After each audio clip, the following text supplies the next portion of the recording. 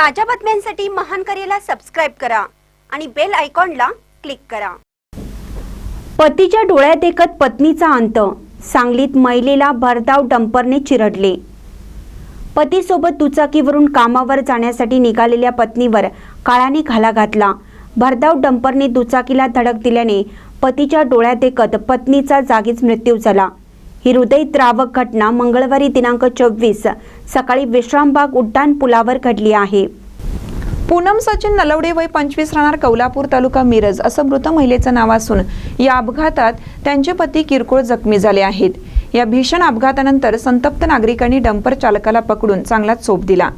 कौलापूर येथील नलवडे दाम्पत्याचा हा नित्याचाच प्रवास होता। 1.5 वर्षापूर्वीच विवाह झालेले गोविंद आणि पूनम रोज सकाळी एकत्रच कामासाठी सांगलीत येत होते। सचिन हे पत्नी पूनम यांना विश्रामबाग येथील कल्लोळी रुग्णालयात सोडून पुढे आपल्या कामावर जात असत।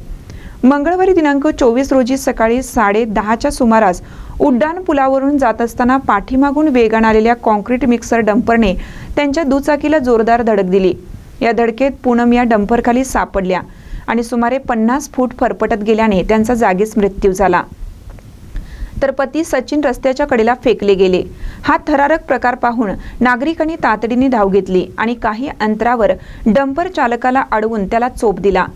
पूनम यांना तातडीने रुग्णालयात दाखल करण्यात आलं, मात्र डॉक्टरांनी त्यांना मृत घोषित केले।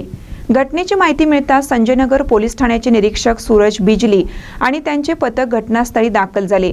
पोलिसांनी पंचनामा करून डंपर चालकाला ताब्यात घेतलं असून त्याच्यावर गुन्हा दाखल करण्याची प्रक्रिया सुरू आहे। या घटनेमुळे नलवडे कुटुंबावर दुःखाचा डोंगर कोसळला आहे। महानकर न्यूजसाठी आदी माने, मिरज।